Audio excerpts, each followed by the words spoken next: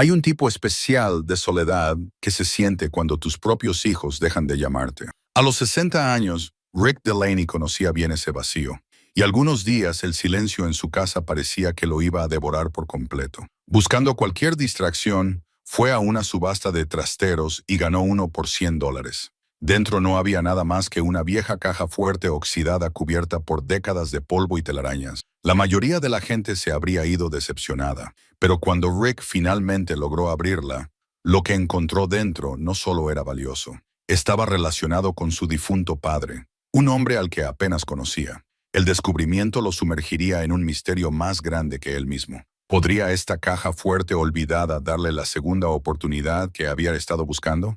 Antes de continuar, cuéntanos desde dónde nos estás escuchando. Y si esta historia te conmueve, asegúrate de suscribirte, porque mañana tengo algo muy especial para ti.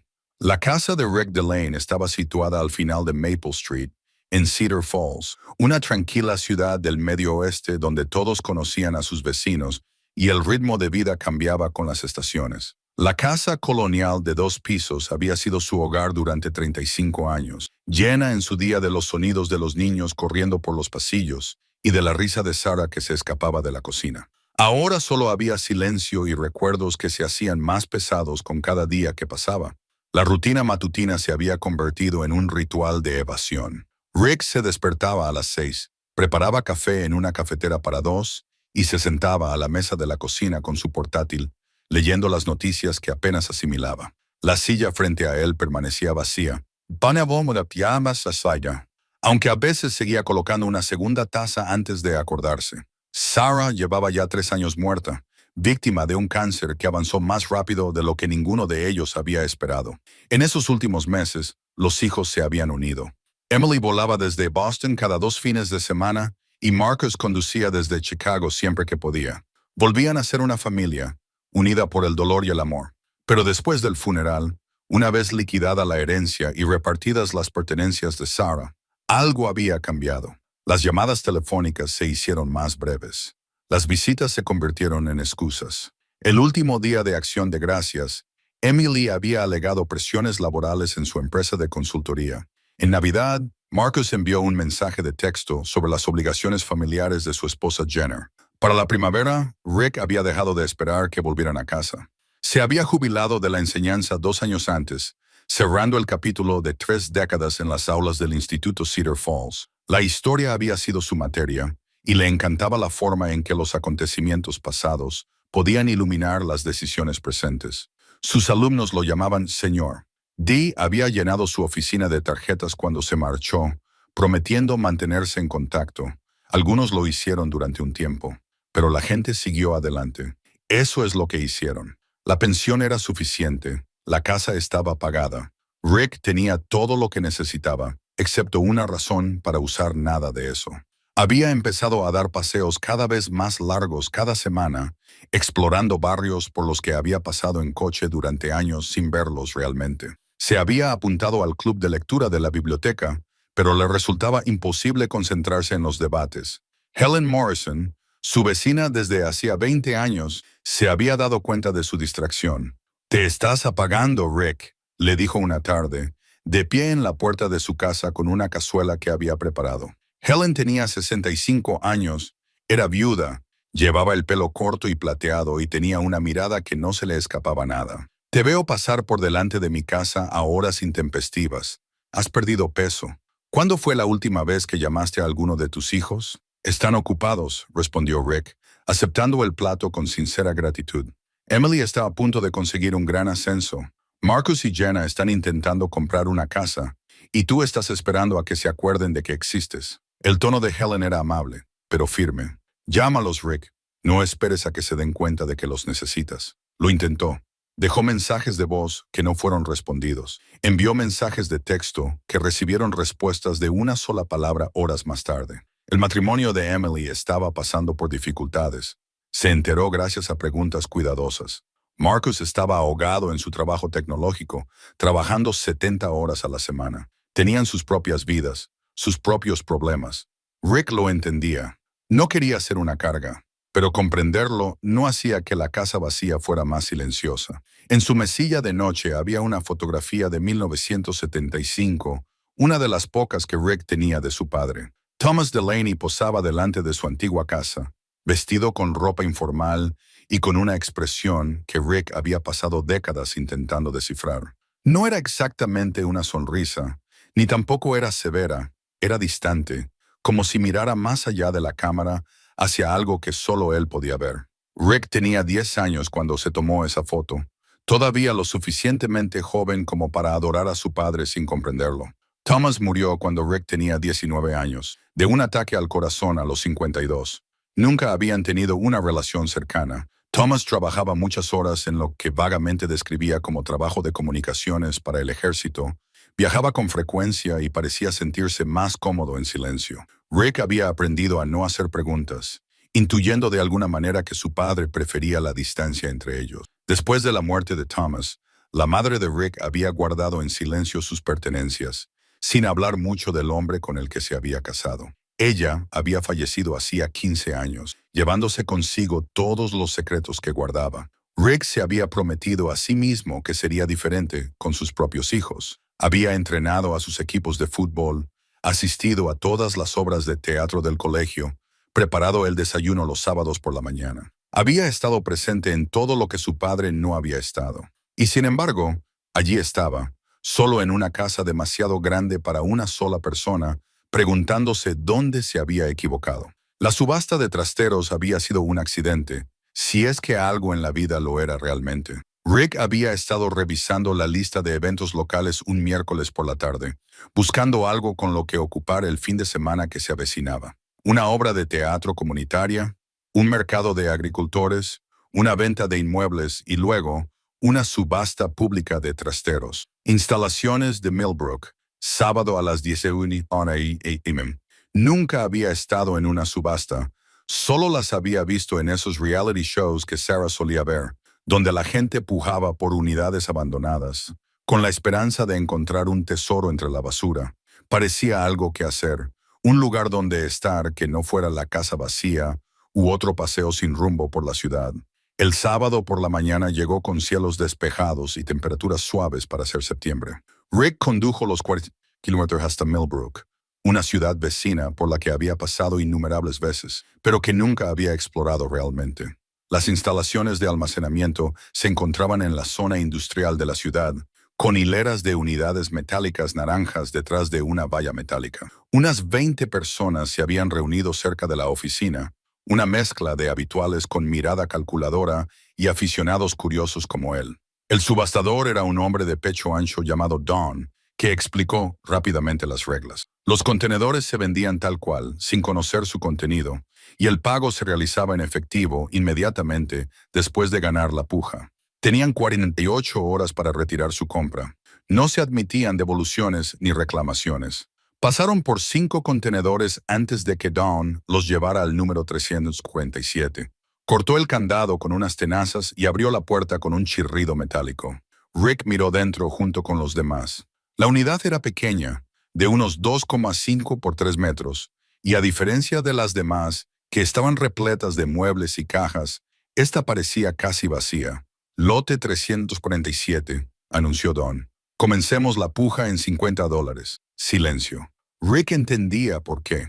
No parecía haber nada dentro, salvo lo que parecía un gran armario metálico o una caja fuerte contra la pared del fondo, cubierto de óxido y telarañas, sin cajas, sin muebles, sin promesa de objetos de valor ocultos. $50, repitió Don. Vamos, amigos. Solo esa caja fuerte ya vale algo como chatarra. Rick levantó la mano, más por lástima hacia el subastador que por interés real. ¿50? Don lo señaló. 50 para el caballero. ¿Alguien dice 60? Más silencio. Los demás postores ya se habían desplazado hacia la siguiente unidad, descartando esta como sin valor. A la 1, dijo Don sin entusiasmo. A las 2, vendida por $50 al postor 73. Rick parpadeó. Había ganado. Entonces Don añadió, más $50 de prima del comprador. Eso hace un total de 100. Una hora más tarde, Rick estaba solo frente a la unidad 347, con las llaves en la mano, mirando fijamente su compra. A la luz de la mañana, la caja fuerte parecía aún menos prometedora. El óxido cubría la mayor parte de su superficie. Las telarañas la cubrían como cortinas abandonadas. Medía aproximadamente 1,20 metros de alto y 90 centímetros de ancho, y estaba atornillada al suelo de hormigón con herrajes pesados que llevaban allí tanto tiempo que parecían parte de los cimientos. Se acercó y pasó la mano por el frío metal. En la parte delantera había una cerradura de dial, de las que se ven en las películas antiguas, deslustrada pero intacta. No había marcas identificativas ni etiquetas del fabricante visibles bajo la corrosión. Rick probó la manija, pero habría marchado. Habría aceptado las pérdidas y tal vez habría llamado a un chatarrero para que se la llevara. Pero Rick sacó su teléfono y tomó una fotografía. Luego otra desde un ángulo diferente. No estaba seguro de por qué. Tal vez era el profesor que llevaba dentro, siempre curioso por la historia, por las historias encerradas en lugares olvidados. O tal vez era más simple que eso. Quizás era solo algo que hacer. Cerró la unidad y se fue a casa. La imagen de esa caja fuerte oxidada ocupaba sus pensamientos. Esa noche, imprimió las fotos y las extendió sobre la mesa del comedor, estudiándolas como solía estudiar documentos históricos con sus alumnos. Había algo en ellas, algo que susurraba importancia bajo las capas de abandono. Helen llamó a su puerta a las 7 llevando otra cazuela. ¿Fuiste a esa subasta?, preguntó, fijándose inmediatamente en las fotos. Sí, admitió Rick. Gané una unidad. Hay una caja fuerte dentro. Helen se inclinó sobre la mesa, examinando las imágenes. Parece antigua, militar tal vez. ¿Ves esas bisagras? Es hardware de grado gubernamental. ¿Tú crees? Mi difunto marido trabajaba en adquisiciones para el condado. He visto suficientes excedentes del gobierno como para reconocerlo. Se enderezó y le miró pensativa. ¿Qué vas a hacer con ella? Aún no lo sé, dijo Rick. Intentar abrirla, supongo. Ten cuidado, le advirtió Helen. Las cajas fuertes antiguas pueden ser complicadas. Quizá necesites a un profesional. Después de que ella se marchara, Rick se quedó solo con las fotos, sintiendo algo que no había sentido en meses. Curiosidad, propósito, una pequeña llama de interés por lo que podría depararle el mañana. Abrió su ordenador portátil y buscó información sobre cómo abrir cajas fuertes antiguas, sobre cerraduras vintage y combinaciones olvidadas. Pasaron las horas sin que se diera cuenta. Afuera, la oscuridad se apoderó de Cedar Falls, y dentro, Rick Delaney se encontró planeando el mañana por primera vez en mucho tiempo. A la mañana siguiente, Rick se despertó con un sentido de propósito que no había sentido desde su último día en el aula. Desayunó de pie en la encimera, consumiendo rápidamente unos huevos revueltos y unas tostadas mientras revisaba las notas de su investigación de la noche anterior. El consenso en Internet parecía claro. Las cajas fuertes antiguas como la que había comprado podían abrirse con paciencia, las herramientas adecuadas y ganas de aprender. Recogió los materiales necesarios de su garaje, un estetoscopio que había comprado años atrás, cuando Marcus estudiaba medicina antes de pasarse a la informática, un cuaderno, una linterna y su caja de herramientas. A las 9 de la noche, estaba de vuelta en el almacén de Millbrook, aparcando frente a la unidad 347, con la determinación de un hombre que se embarca en una expedición. El sol de septiembre le calentaba la espalda mientras subía la puerta metálica. La caja fuerte estaba exactamente como la había dejado, sin parecer más prometedora a la luz del día que el día anterior. Rick sacó una silla plegable del maletero y la colocó frente a la caja fuerte, acomodándose como un estudiante que se prepara para una larga sesión de estudio. Primero, la limpió con trapos y un spray limpiador, quitando décadas de polvo y telarañas, dejando al descubierto más metal. Descubrió que el óxido era superficial en la mayoría de los lugares. Bajo la decadencia, la caja fuerte parecía estar en buen estado estructural. El dial giraba con suavidad cuando lo probó, lo que parecía una buena señal. Colocó el estetoscopio contra la puerta metálica y comenzó a girar el dial lentamente, escuchando los clics y los enganches que podían indicar los números correctos. Era un trabajo minucioso que requería concentración y paciencia. Las horas pasaban. Le dolía la espalda por estar encorvado hacia adelante.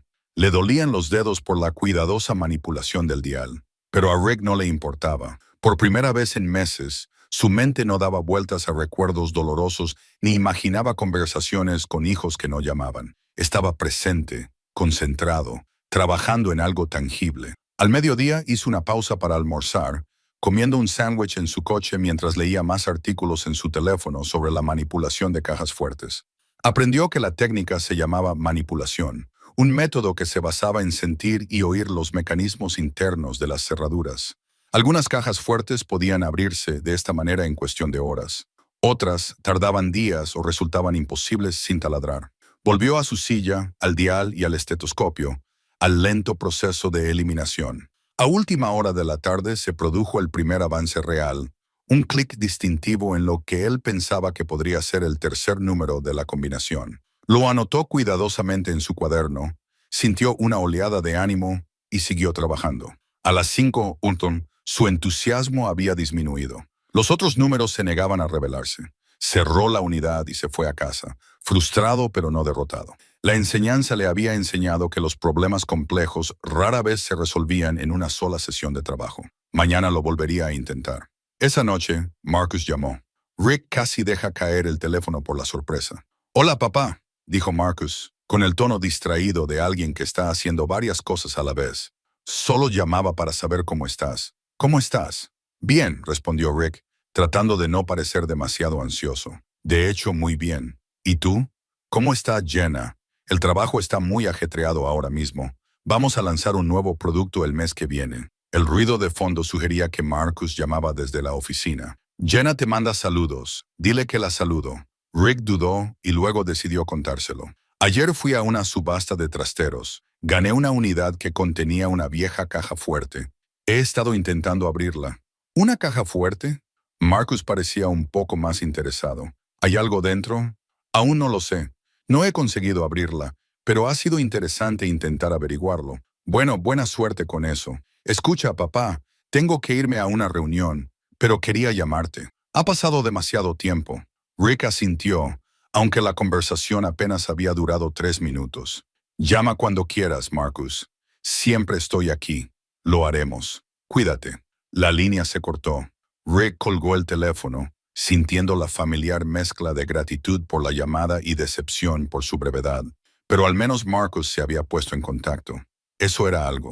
Pasó la noche investigando más, imprimiendo diagramas de mecanismos de cajas fuertes, tomando notas sobre diferentes enfoques que podría probar. Cuando finalmente se acostó, pasada la medianoche, su mente estaba llena de tambores y combinaciones de cerraduras en lugar de soledad. El patrón continuó durante 3 días más. Rick llegaba al trastero cada mañana, trabajaba durante la tarde y volvía a casa para investigar y planificar. Se volvió más hábil en la manipulación del dial, más sensible a los sutiles sonidos y resistencias que indicaban el progreso. La caja fuerte se convirtió menos en un obstáculo y más en un rompecabezas que estaba aprendiendo a resolver. Helen lo visitaba cada noche, divertida por su nueva obsesión. «Te ves mejor», observó el miércoles por la noche, menos como un fantasma que ronda su propia casa. «Me siento mejor», admitió Rick. «Es bueno tener un proyecto». «¿Solo un proyecto?» Helen sonrió con complicidad. «¿O sientes curiosidad por lo que hay dentro?» «Las dos cosas, supongo». Rick le mostró su cuaderno lleno de números y notas.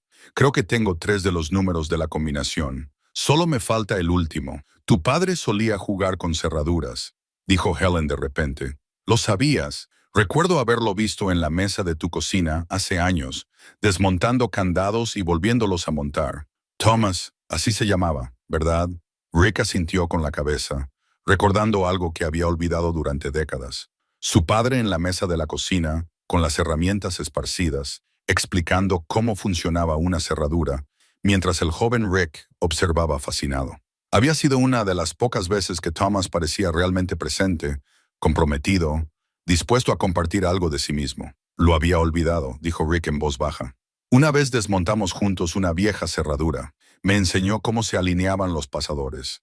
Quizá por eso estás tan decidido con esta caja fuerte», sugirió Helen. «Una parte de ti lo recuerda». Esa noche, Rick no pudo dormir. No dejaba de pensar en ese recuerdo, en las manos pacientes de su padre, demostrando el funcionamiento de una cerradura, en la inusual calidez de la voz de Thomas durante aquella tarde. ¿Qué más había olvidado? que otros momentos habían quedado enterrados bajo el peso de la habitual distancia de su padre. El jueves por la mañana amaneció con nubes grises que prometían lluvia.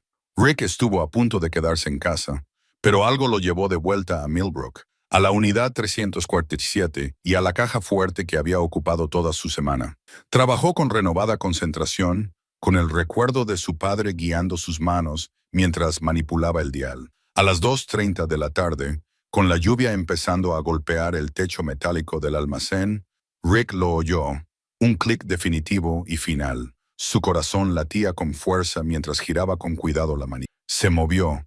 La pesada puerta se abrió con un chirrido metálico que había permanecido sellada durante décadas. Rick se sentó, con las manos temblorosas, y buscó su linterna. El haz de luz atravesó la oscuridad del interior de la caja fuerte, revelando pilas de documentos, fotografías antiguas, cajas metálicas, todo cuidadosamente conservado y esperando. A Rick se le cortó la respiración cuando sacó el primer objeto, una carpeta de archivos, de manila y envejecida, pero intacta. En la parte delantera, estampadas con tinta roja descolorida, estaban las palabras Proyecto Sentinel, con una letra que reconoció de las tarjetas de cumpleaños y las notas ocasionales.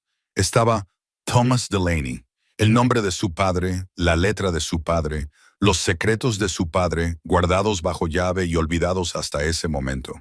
Rick se sentó en la silla plegable, con la carpeta en el regazo, mientras la lluvia caía con más fuerza fuera. La abrió con cuidado y comenzó a leer sobre un hombre que creía conocer, descubriendo que no sabía nada en absoluto. Rick se sentó en la tenue luz del trastero, con la lluvia golpeando constantemente el techo metálico, y se quedó mirando los documentos esparcidos por el suelo de hormigón. La carpeta del proyecto Sentinel contenía archivos personales, diagramas técnicos, correspondencia con membrete oficial y fotografías que parecían documentar una vida que su padre nunca había mencionado. Cogió con cuidado el primer objeto, una tarjeta de identificación militar envuelta en plástico, amarillenta por el paso del tiempo, pero aún legible. La fotografía mostraba a un Thomas Delaney más joven, quizás de unos 35 años, con el pelo más oscuro y una expresión seria que lo hacía parecer un desconocido. La tarjeta lo identificaba como poseedor de una autorización de seguridad para algo llamado Estación de Investigación 7, con fechas que abarcaban desde 1968 hasta 1973.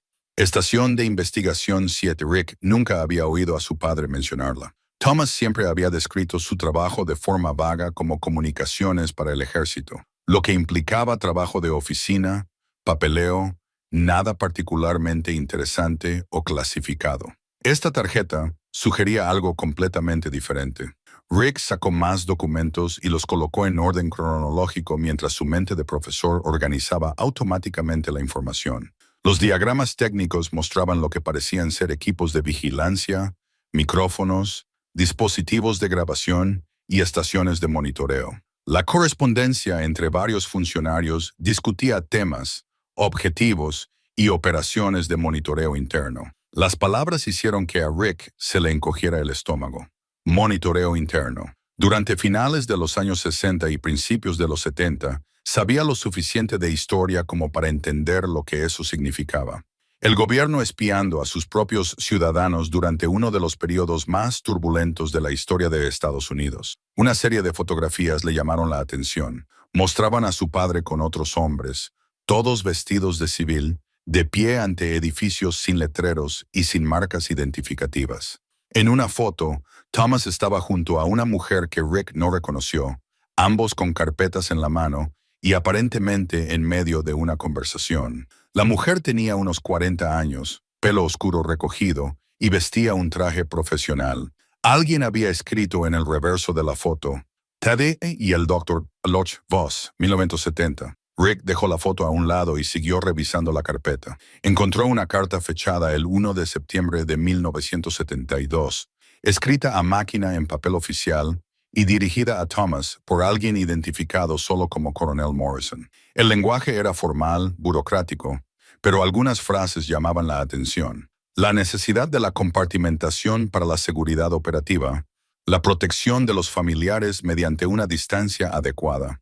Su solicitud de traslado ha sido tomada en cuenta y será tramitada. Su padre había solicitado un traslado para salir de cualquier proyecto que fuera Sentinel, y la carta parecía sugerir que mantener la distancia con la familia era parte del trabajo, parte del protocolo de seguridad. A Rick le temblaban las manos mientras sostenía la carta. Todos esos años, toda esa distancia, la forma en que su padre había parecido emocionalmente ausente, incluso cuando estaba físicamente presente, había sido intencionado. Thomas había alejado a su familia, no por desinterés, sino por un intento equivocado de protegerla. La lluvia se intensificó fuera. Rick apenas se dio cuenta. Sacó su teléfono y comenzó a fotografiarlo todo. La placa, las cartas, los diagramas, las fotos. Trabajó metódicamente, asegurándose de que cada imagen fuera clara y legible, y organizándolas en carpetas en su teléfono. Pasó una hora. Entonces, la luz exterior comenzó a desvanecerse y Rick se dio cuenta de que había estado sentado sobre el frío hormigón durante casi toda la tarde. Le dolía la espalda y las rodillas le protestaban cuando se ponía de pie, pero no se atrevía a marcharse. Todavía no. Recogió con cuidado una selección de documentos, los colocó en una carpeta que había traído y volvió a guardar el resto en la caja fuerte.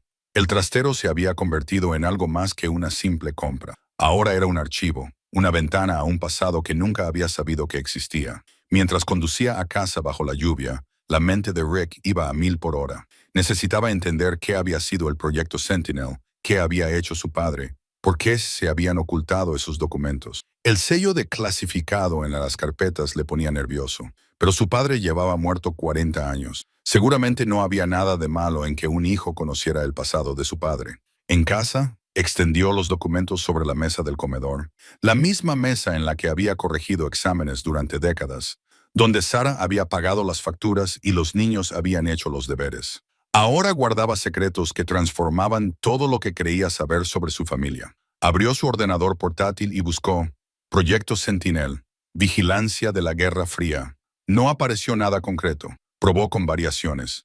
Vigilancia Nacional, 1970 segundos, programas de vigilancia gubernamental, era de la Guerra Fría que dieron resultados artículos sobre COINTELPRO Operación Caos, otros programas que habían tenido como objetivo a activistas contra la guerra, líderes de derechos civiles y periodistas. ¿Había sido similar el proyecto Centinela? ¿Había participado su padre en el espionaje de ciudadanos estadounidenses que ejercían sus derechos constitucionales? Rick se recostó sintiéndose mal.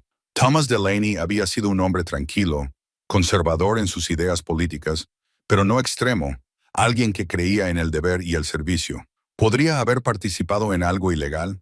Algo que violara los principios que decía defender. El timbre de la puerta sonó, sacando a Rick de sus pensamientos. Miró el reloj. Eran las 8:30. Helen estaba en el porche, con un paraguas para protegerse de la lluvia. No contestaste al teléfono, dijo ella con evidente preocupación en su voz. Te llamé 3 veces. ¿Estás bien? Rick se dio cuenta de que su teléfono seguía en silencio desde el trastero.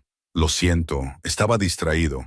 Entra. Helen entró en la casa sacudiendo el agua de su paraguas. Siguió a Rick hasta el comedor y se detuvo al ver los documentos esparcidos sobre la mesa. Vaya, lo has abierto esta tarde.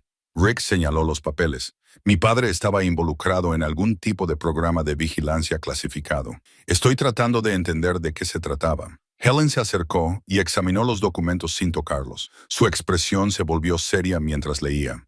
Rick, estos están marcados como clasificados. ¿Estás seguro de que deberías tenerlos? Son sobre mi padre. Estaban en un trastero que compré legalmente. Incluso mientras lo decía, Rick notó el tono defensivo de su propia voz. Puede que eso no le importe al gobierno. Helen lo miró con auténtica preocupación. Si estos documentos siguen siendo clasificados, poseerlos podría ser ilegal. Tienes que tener cuidado. Mi padre lleva muerto 40 años. Esto es historia antigua. Historia que alguien se esforzó mucho por mantener en secreto. Helen señaló una de las cartas. Aquí se menciona la compartimentación de la seguridad operativa. No son solo viejos registros, Rick. Son el tipo de secretos que a los gobiernos no les gusta que se revelen. Rick quería descartar sus preocupaciones, pero no pudo hacerlo. Helen tenía razón. Los sellos de clasificación, el lenguaje cuidadoso, la bóveda oculta. Alguien había pensado que estos documentos eran lo suficientemente importantes como para guardarlos bajo llave. ¿Qué crees que debería hacer?, preguntó él. Habla con un abogado, o al menos ten mucho cuidado con a quién se lo cuentas. Helen le tocó el hombro con delicadeza. Sé que quieres entender a tu padre, pero no te pongas en peligro por hacerlo. Después de que ella se marchara, Rick se quedó solo con los documentos, sopesando sus opciones. Podía volver a guardar todo en la caja fuerte, marcharse y dejar que el pasado permaneciera enterrado. Esa sería la opción prudente, la opción segura. Pero pensó en el rostro de su padre, en aquella vieja fotografía, en la distancia que había definido su relación, en morir sin llegar a conocer realmente al hombre que lo había criado. Pensó en Emily y Marcus, en los silencios que se habían ido acumulando entre ellos, en los patrones que se repetían a lo largo de las generaciones. No, no se marcharía. Todavía no. Rick encontró una entrada de diario escondida entre dos carpetas, escrita a mano en papel rayado que se había amarilleado con el paso del tiempo. La letra de su padre era pequeña, precisa, con fecha del 1 de marzo de 1973. Hoy he quemado mis naves. He solicitado el traslado inmediato al trabajo de enlace civil. Morrison intentó disuadirme. Dijo que era valioso para la operación, pero ya no puedo seguir haciendo esto. No puedo seguir viendo expedientes de buenas personas que no han hecho nada malo, salvo cuestionar a su gobierno. Por el bien de Rick, por el bien de mi familia, debo convertirme en alguien normal. Que piensen que soy un hombre más que no ha podido con el trabajo. Mejor eso que la verdad. Rick lo leyó 2 veces, luego una tercera. Su padre había decidido marcharse. Había elegido una vida normal en lugar de cualquier proyecto que le ofreciera Sentinel, y lo había hecho por su familia. De repente, la distancia entre ellos parecía diferente. No era abandono, sino protección. Había pensado que por muy normal que fuera, pasar desapercibido los mantendría a salvo de cualquier cosa en la que él estuviera involucrado. Rick cogió el teléfono y llamó a Emily. Saltó el buzón de voz. Hola, cariño, soy papá. Sé que estás ocupada, pero quería oír tu voz. Hoy he encontrado algo sobre el abuelo Thomas. Cuando tengas tiempo, me encantaría contártelo. Te echo de menos. Te quiero. A continuación, llamó a Marcus con el mismo resultado y le dejó un mensaje similar. Luego volvió a los documentos, decidido a reconstruir toda la historia de lo que había hecho su padre y por qué les había costado tanto. A la mañana siguiente, Rick volvió al trastero con una lámpara portátil y mejores materiales de organización. Apenas había dormido, con la mente llena de preguntas sobre su padre y el proyecto Sentinel. Ahora, a la luz del día, estaba decidido a catalogar todo lo que contenía la cámara acorazada. Trabajó sistemáticamente fotografiando cada documento antes de apartarlo, creando pilas organizadas por fecha y tipo, expedientes de personal, especificaciones técnicas, informes de vigilancia y luego, en un bote metálico sellado en la parte trasera de la caja fuerte, encontró algo que le dejó sin aliento. Cintas de audio Realtore, 6 de ellas, cada una en su propia caja protectora etiquetada con fechas de 1970 y 1971. Una cinta estaba marcada con Entrevista 7 Sujeto 23 con la letra de su padre. Rick sostuvo el recipiente, sintiendo su peso. ¿De qué eran estas grabaciones? ¿De quién? Las posibilidades le inquietaban, pero sabía que tenía que escucharlas. Encontrar un reproductor de Realtore que funcionara resultó más difícil de lo esperado. Condujo hasta 3 tiendas de electrónica antes de que alguien le sugiriera que probara en tiendas de antigüedades.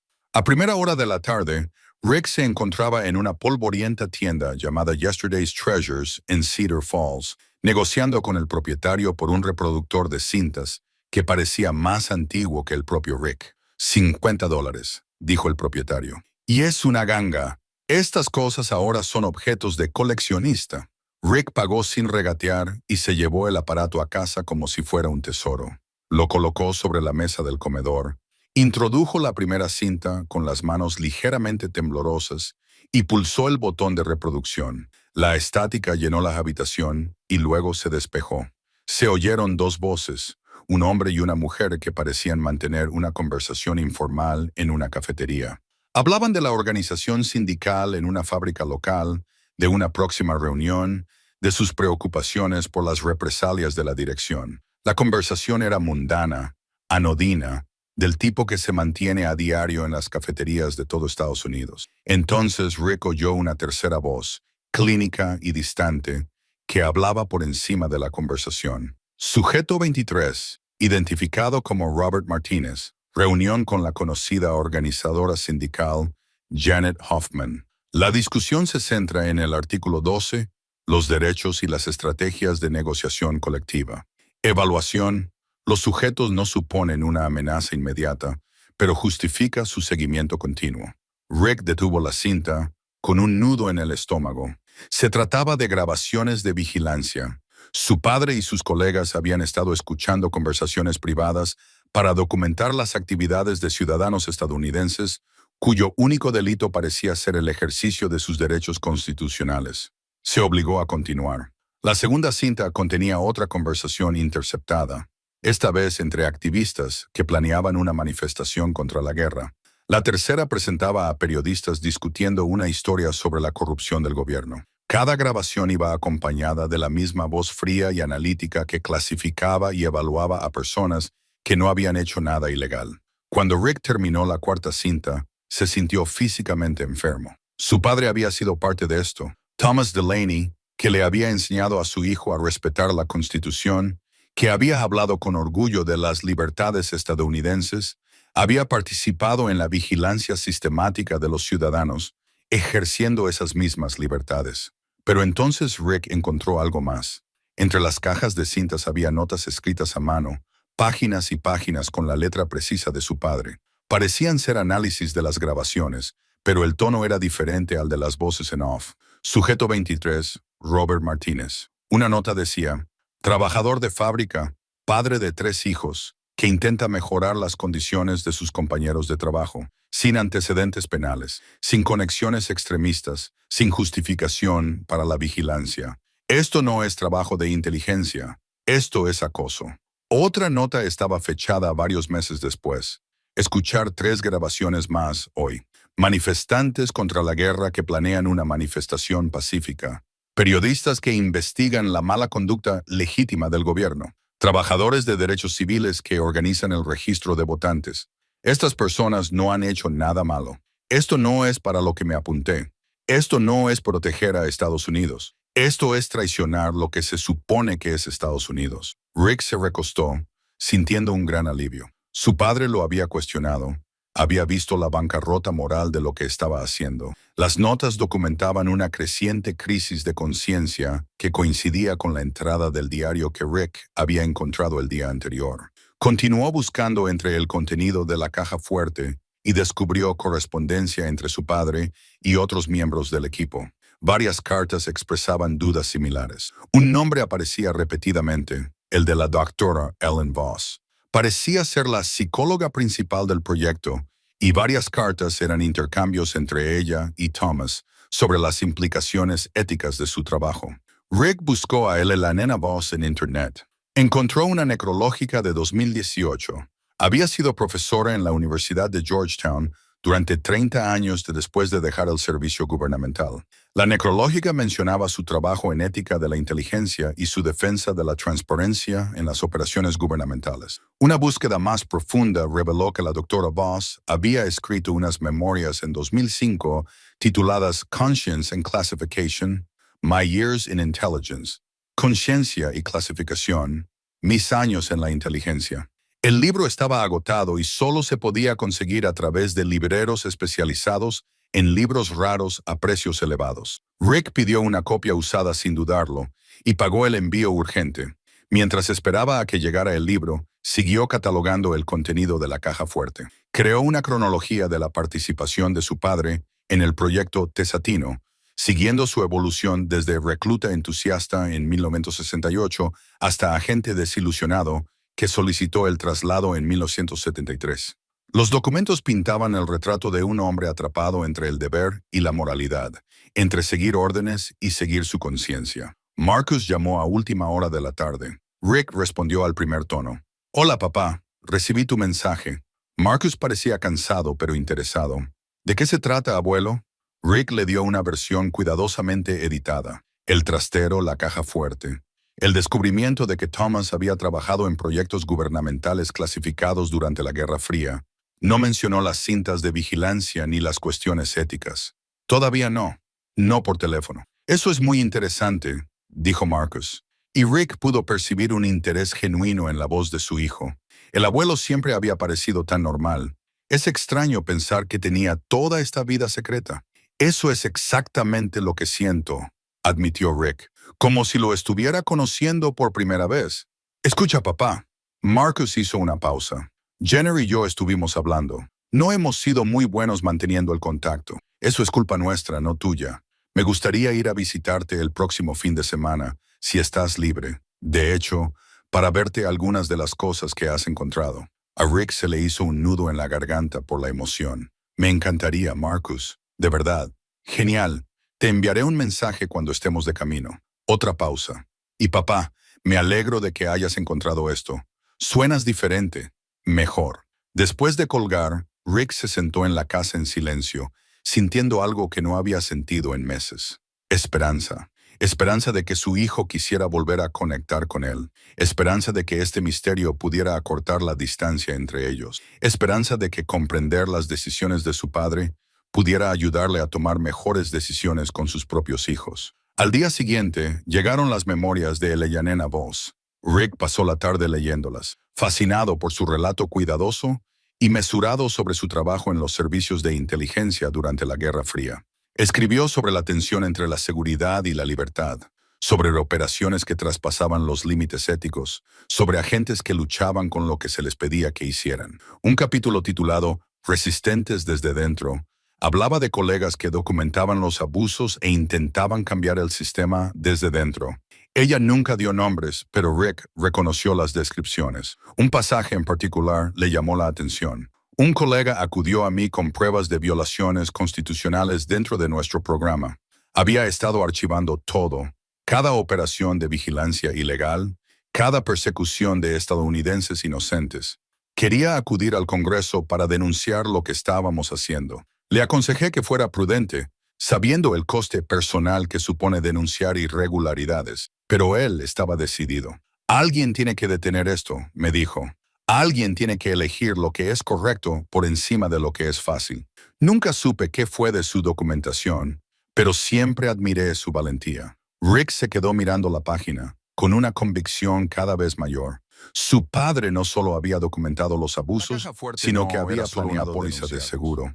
Era una prueba cuidadosamente conservada, destinada a demostrar lo que realmente había sido el proyecto Sentinel. Encontró a la hija de Eleanena Voss en la lista de obituarios, Catherine Voschen, una abogada de derechos civiles en Washington, D. Tras una hora de búsqueda, Rick localizó su dirección de correo electrónico a través de la página web de su bufete de abogados. Redactó un mensaje, lo reescribió 3 veces y finalmente se decidió por algo sencillo y directo. Estimada señorita Voschen, mi nombre es Rick Delaney. Mi padre, Thomas Delaney, trabajó con su madre en un proyecto clasificado a principios de la década de 1970. Recientemente descubrí documentos que sugieren que se conocían profesionalmente. Estoy tratando de comprender el trabajo de mi padre y pensé que la perspectiva de su madre podría ayudarme. Si está dispuesta a hablar conmigo, se lo agradecería profundamente. Atentamente, Rick Delaney. Adjuntó una foto en la que aparecía su padre con Elder Voss y pulsó enviar antes de poder echarse atrás. Esa noche, Helen se pasó por allí. Rick le mostró las notas de su padre, cuestionando la vigilancia, la correspondencia con el Dr. Voss, las pruebas de su creciente crisis moral. Tu padre era un buen hombre en una mala situación, dijo Helen con delicadeza.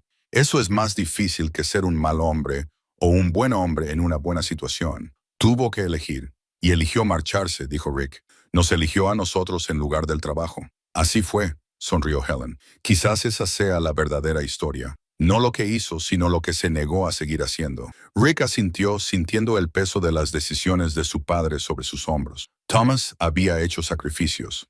Rick apenas empezaba a comprenderlo, y ahora tenía que decidir qué hacer con el legado que su padre había dejado. Catherine Voschen respondió en menos de 24 horas. Su correo electrónico era profesional pero cordial, y expresaba sorpresa e interés por el descubrimiento de Rick.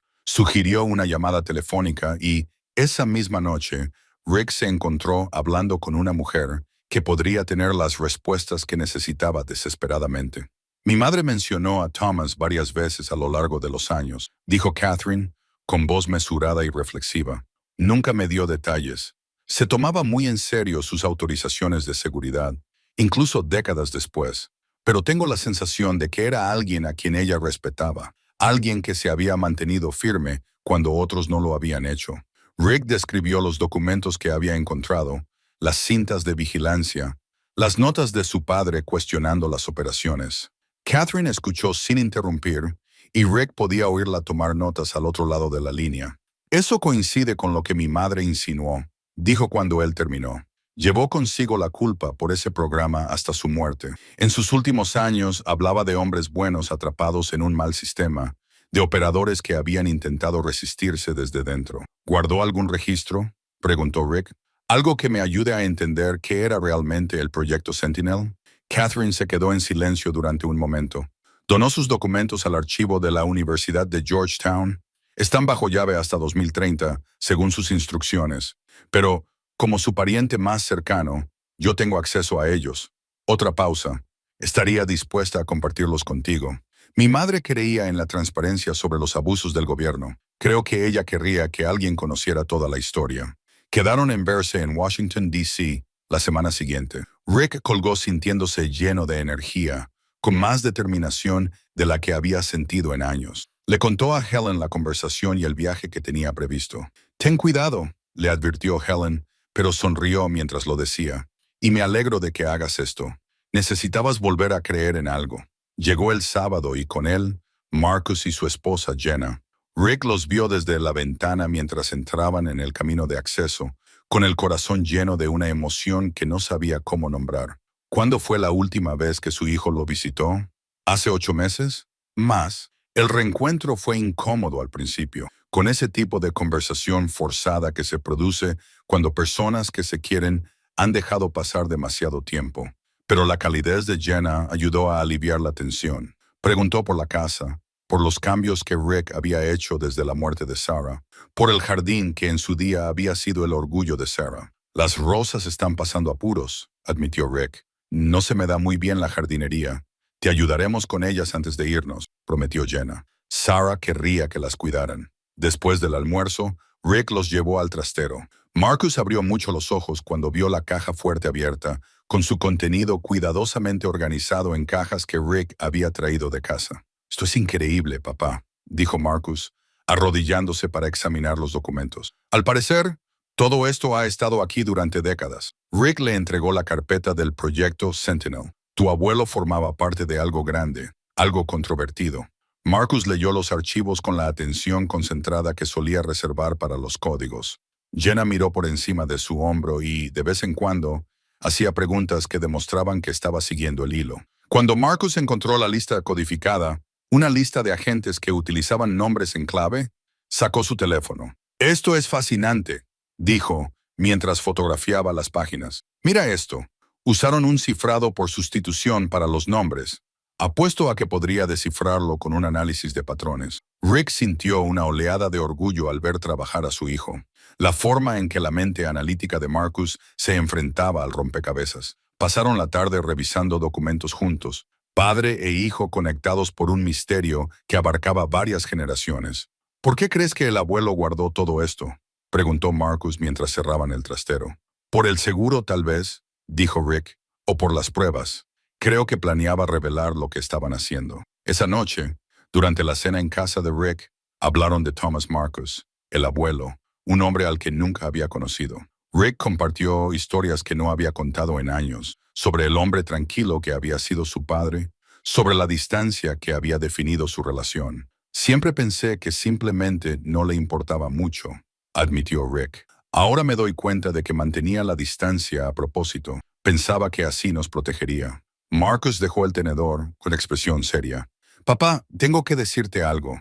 Jenna y yo estamos intentando tener un hijo. Llevamos ya un tiempo intentándolo». Rick contuvo el aliento. «Marcus, eso es maravilloso. No sabíamos cuándo decírtelo», añadió Jenna cogiendo la mano de Marcus. Las cosas han estado muy distantes entre todos nosotros, pero estar aquí viendo estas cosas sobre tu padre nos ha hecho darnos cuenta de que no queremos que nuestros hijos crezcan sin conocer a su abuelo. Yo tampoco quiero eso, dijo Rick, con la voz cargada de emoción. Os he echado mucho de menos a los dos. La conversación que siguió fue sanadora de una forma que Rick no había esperado. Hablaron de la distancia que se había creado tras la muerte de Sarah, del dolor y la culpa, y de cómo las familias se distancian. Marcus se disculpó por no haber llamado más. Rick se disculpó por no haber contactado con ellos, por dar por sentado que sus hijos no querían saber nada de él. Siempre queremos saber de ti, dijo Marcus con firmeza. Es solo que no hemos sabido demostrarlo. El domingo por la mañana, antes de marcharse, Marcus le entregó a Rick una carpeta. Anoche trabajé en esa lista y descifré unos 18 de los 23 nombres. Rick la abrió y echó un vistazo a la lista. Muchos nombres no le decían nada, pero varios le llamaron la atención. Gerald Novak, el juez federal. El mismo, confirmó Marcus. Y Patricia Simmons, que fue subdirectora de la CIA en los años 90. También está Raymond Birch. Ahora dirige una de las mayores empresas de contratación de defensa del país. Rick miró fijamente la lista, sintiendo el peso de lo que representaba. No eran solo figuras históricas, eran personas con poder e influencia en la actualidad. Personas que quizá no querían que se revelara su participación en el proyecto Sentinel. Papá, dijo Marcus con cautela, si estás pensando en hacer esto público, debes tener cuidado. Estas personas tienen recursos, conexiones, podrían complicarte las cosas. Lo sé. Rick dobló con cuidado la lista descodificada. Pero tu abuelo lo arriesgó todo para documentar esto. ¿No le debo a él terminar lo que empezó? Marcus lo abrazó antes de marcharse. Un abrazo de verdad, más largo que los breves abrazos obligatorios de los últimos años. Solo prométeme que serás prudente. Habla con un abogado. No hagas nada precipitado. Después de que se marcharan, Rick se quedó en la entrada, mirando hasta que su coche desapareció de la vista. La casa parecía menos vacía que en meses, ahora llena de la calidez de la familia que se reencontraba. Entró y sacó la carta de su padre, la que escribió en 1989, un año antes de que Thomas muriera. Rick la había leído tantas veces que podía recitar pasajes de memoria, pero necesitaba leerla de nuevo para entender lo que su padre querría que hiciera ahora. Una línea destacaba, como siempre. Espero que nunca encuentres esto, pero si lo haces, debes saber que cada vez que te alejé, estaba protegiendo a la persona que más quería. Perdóname si puedes. Rick siguió las palabras con el dedo. Su padre había sacrificado la conexión para proporcionar protección. Había vivido con soledad para mantener a salvo a su familia. El peso de ese sacrificio presionaba el pecho de Rick. Pero ahora los tiempos eran diferentes. Su padre llevaba muerto 40 años. La Guerra Fría había terminado. Seguramente el peligro había pasado. Seguramente la verdad podía finalmente ser revelada. Y comenzó a redactar un correo electrónico a Catherine, confirmando su reunión en Washington. Adjuntó varios documentos clave, los encriptó siguiendo las instrucciones de Marcus y los envió con una nota. Creo que mi padre planeaba convertirse en un denunciante. Creo que eso es lo que realmente es esta bóveda. Evidencia que conservó para exponer el proyecto Centinela. Necesito saber si estoy en lo cierto. Pulsó enviar y se recostó en su asiento, sintiendo los primeros indicios de miedo mezclados con su determinación. Marcus tenía razón. Hacer pública esta información podría tener consecuencias, pero guardar silencio le parecía traicionar todo lo que su padre había defendido. Esa noche, Rick soñó con su padre. En el sueño, Thomas estaba sentado a la mesa de la cocina, desmontando una cerradura mientras el joven Rick lo observaba. Pero cuando Thomas levantó la vista, su expresión no era distante. Sonreía y sus ojos estaban llenos de orgullo. «Lo has encontrado», dijo Thomas en el sueño. «Ahora tienes que decidir qué hacer con ello. Esa es la parte difícil, hijo. Siempre es la parte difícil». Rick se despertó con la luz del sol entrando por la ventana de su dormitorio y la respuesta de Catherine esperándole en su bandeja de entrada. «He revisado los documentos que me enviaste. Tenemos que hablar en persona. Podemos vernos este miércoles en Washington, D.C. Lo que has encontrado es más importante de lo que crees». El miércoles por la mañana, Rick se encontraba en un tren rumbo a Washington, D.C. Tenía un maletín lleno de documentos en el regazo. Había preferido el tren al coche porque quería tiempo para pensar y prepararse para lo que Catherine pudiera decirle. El paisaje se sucedía tras la ventana, campos que daban paso a los suburbios, y los suburbios a la expansión de la capital. Catherine había sugerido reunirse en una cafetería cerca de la Universidad de Georgetown, un lugar tranquilo donde pudieran hablar. Rick llegó temprano, pidió un café que no bebió y esperó con la energía nerviosa de un estudiante antes de un examen importante. Ella llegó justo a tiempo, una mujer serena de unos 50 años, con los ojos inteligentes de su madre y un apretón de manos firme. Se sentaron en una mesa de la esquina y Catherine no perdió tiempo. «Cuéntame todo», dijo, desde el principio. Rick le explicó la subasta de trasteros, la apertura de la caja fuerte, su creciente comprensión de en qué había estado involucrado su padre. Le mostró los documentos que había traído, los archivos personales, las notas de su padre, la correspondencia entre Thomas y la nena Voss. Catherine examinó cada elemento con cuidado, y su expresión se volvió más seria a medida que leía. Cuando llegó a las notas manuscritas de Thomas, en las que cuestionaba las operaciones de vigilancia, levantó la vista con algo parecido al reconocimiento en los ojos. «Mi madre hablaba de él», dijo en voz baja. «Nunca mencionó su nombre, pero me habló de un agente que acudió a ella preocupado por el programa UNRESID y que empezó a documentarlo todo. Las violaciones constitucionales, la vigilancia ilegal, los objetivos políticos». Catherine tocó las notas con delicadeza. «Esta es su letra. Sí, es mi padre». «Era valiente», dijo Catherine. Hablar en ese entorno requería mucho valor. La comunidad de inteligencia no perdona fácilmente a los denunciantes. Sacó su teléfono y le mostró a Rick fotos de documentos del archivo de su madre. Cartas, memorandos, evaluaciones psicológicas, todo relacionado con el proyecto Sentinel. Un archivo en particular aceleró el corazón de Rick. Estaba etiquetado simplemente como Shepherd 7, Thomas Deloney. Shepherd 7 era su nombre en clave, explicó Catherine. Mi madre guardaba archivos detallados de todos los agentes que evaluaba. El archivo de tu padre es notable. Desplazó las imágenes de los informes mecanografiados, evaluaciones trimestrales que abarcaban desde 1969 hasta 1973. Las primeras evaluaciones elogiaban la competencia y la fiabilidad de Thomas, pero los informes posteriores mostraban una creciente preocupación. El sujeto muestra un creciente malestar moral con respecto a la selección de objetivos. Rick leyó en voz alta una evaluación en la que se cuestionaban los parámetros de la misión y se expresaban dudas sobre la base constitucional de las operaciones de vigilancia. Mi madre estaba documentando su crisis de conciencia. Catherine dijo, «Mira esto». Le mostró una nota manuscrita, nunca archivada oficialmente, con fecha del 1 de marzo de 1972. La letra de la nena Voss era clara y precisa. «Thomas se ha acercado a mí hoy en confianza. Lo ha estado documentando todo. La vigilancia ilegal, las violaciones constitucionales, la persecución política de ciudadanos respetuosos con la ley. Ha hecho copias de todo y las ha guardado en un lugar seguro. Quiere acudir al Congreso y denunciar lo que estamos haciendo. Le aconsejé que no lo hiciera y le advertí de las consecuencias personales y profesionales. Pero él dijo, alguien tiene que detener esto. Alguien tiene que elegir lo que es correcto por encima de lo que es fácil. Temo por él. Temo por lo que le harán si descubren sus planes. Pero también lo admiro más de lo que puedo expresar con palabras». A Rick le temblaban las manos mientras sostenía el teléfono de Catherine. Su padre había planeado acudir al Congreso. Había planeado convertirse en un denunciante, arriesgarlo todo para revelar la verdad. ¿Lo hizo?, preguntó Rick. ¿Testificó? Catherine se quedó pensativa.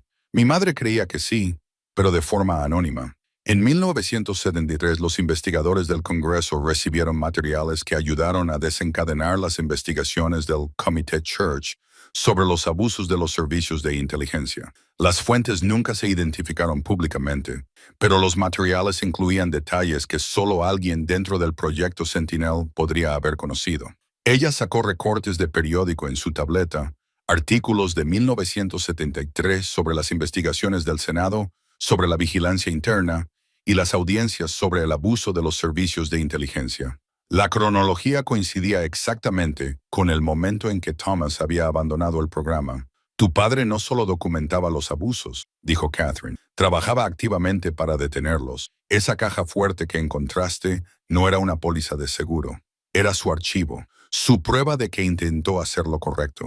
Rick se recostó, abrumado por la revelación. Durante todos esos años de distancia y ausencia emocional, su padre había estado cargando con ese peso, protegiendo a su familia de las consecuencias de sus decisiones. Hay algo más que debes saber, dijo Catherine, con un tono más cauteloso. Algunas de las personas que figuran en esa lista que tu hijo descifró tienen ahora un gran poder.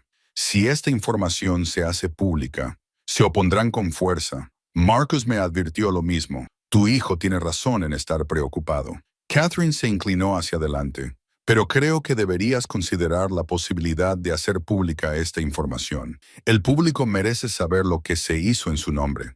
Mi madre creía eso. Por eso donó sus documentos a Georgetown. Por eso escribió sus memorias. La transparencia sobre los abusos del pasado ayuda a prevenirlos del futuro. Pero, ¿cómo la hacemos pública de forma segura?, preguntó Rick. No quiero poner en peligro a mi familia. Trabajamos con periodistas especializados en responsabilidad histórica. Seguimos los canales legales adecuados para desclasificar lo que podemos. Creamos una coalición. Historiadores, abogados especializados en libertades civiles, antiguos funcionarios de inteligencia que apoyan la transparencia. Catherine sacó una tarjeta de visita. Esta es una colega mía, Diana Flores. Es una abogada especializada en este tipo de casos. Ella puede ayudarte a protegerte legalmente mientras trabajamos para conseguir la desclasificación. Rick tomó la tarjeta, sintiendo el peso de la decisión que se cernía sobre él. Pensó en su padre, en el valor que le había hecho falta para plantarle cara a todo el aparato de inteligencia, en el sacrificio que había hecho Thomas, alejando a las personas que amaba para mantenerlas a salvo. Pero los tiempos habían cambiado. Su padre llevaba muerto 40 años. La Guerra Fría había terminado. Sin duda, el plazo de prescripción, moral, si no legal, para castigar a las personas por denunciar irregularidades había expirado. Tengo que pensarlo, dijo Rick, hablar con mis hijos, asegurarme de que están de acuerdo con el riesgo. Por supuesto, sonrió Catherine. Pero Rick, tu padre estaría orgulloso de ti. El simple hecho de encontrar esto, intentar comprenderlo, estar dispuesto a considerar hacer lo correcto, requiere el mismo valor que él tuvo.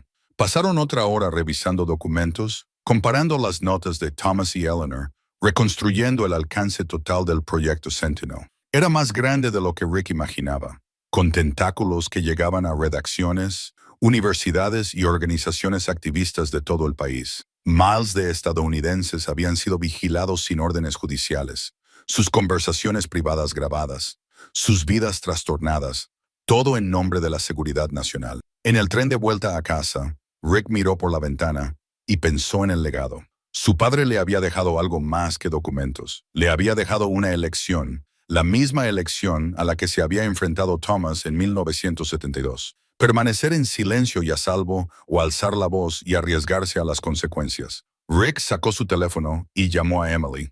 Ella respondió después de 3 tonos, con tono de sorpresa. «Papá, ¿va todo bien?» «Estoy en el tren de vuelta de Washington», dijo Rick. Me he reunido con alguien que conocía al abuelo Thomas y me ha ayudado a comprender en qué estaba involucrado. Y la voz de Emily transmitía auténtica curiosidad.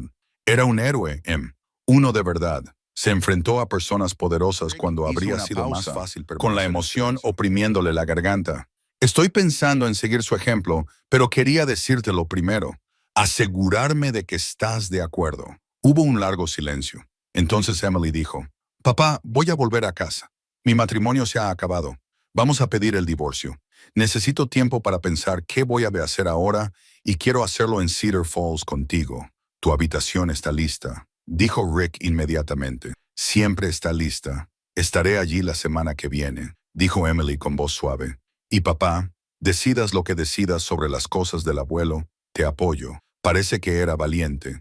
Quizá sea algo que viene de familia. Después de colgar, Rick se quedó sentado con el teléfono en la mano, viendo pasar el paisaje de Maryland. Su hija iba a volver a casa. Su hijo estaba reconectando con él. Por fin se le estaba entendiendo la historia de su padre. Todo estaba cambiando. Todo gracias a un trastero de $100 y al valor de abrir lo que había estado guardado bajo llave. Envió un mensaje a Marcus. Me reuní con Catherine Boshen. Tu abuelo era un denunciante. Intentó sacar a la luz el proyecto Sentinel. Estoy pensando en terminar lo que él empezó. Tenemos que hablar. La respuesta de Marcus no se hizo esperar. Ven a Chicago este fin de semana. Resolvamos esto juntos. Jenna también quiere ayudar. Somos una familia, papá. Hacemos esto como una familia. Rick sonrió con las lágrimas nublándole la vista. Sí, familia. De eso se había tratado siempre, de comprender a la familia que había existido antes, de reconstruir la familia que quedaba, de proteger a la familia que podría venir después. Cuando llegó a casa esa noche, Helen lo estaba esperando en el porche. Bueno, preguntó ella, ¿cómo te ha ido? Mi padre era un héroe, dijo Rick simplemente, y creo que sé lo que tengo que hacer. Helen le estudió el rostro y luego asintió. Pues hazlo, pero hazlo con inteligencia y ten presente que estoy aquí si necesitas algo. Rick pasó esa noche organizando documentos, haciendo copias y guardando todo en varios lugares seguros, tal y como le había enseñado Marcus. Se estaba preparando para algo grande, algo que honraría la memoria de su padre, y tal vez finalmente le daría a Thomas Delaney el reconocimiento que se merecía. El viaje de fin de semana a Chicago le dio a Rick tiempo para pensar. Marcus lo recibió en la estación de tren y condujeron por la ciudad hasta el apartamento que Marcus y Jenna compartían en un barrio lleno de jóvenes profesionales y cafeterías. Se sentía a años luz de Cedar Falls, pero Marcus parecía feliz allí, arraigado en la vida que había construido.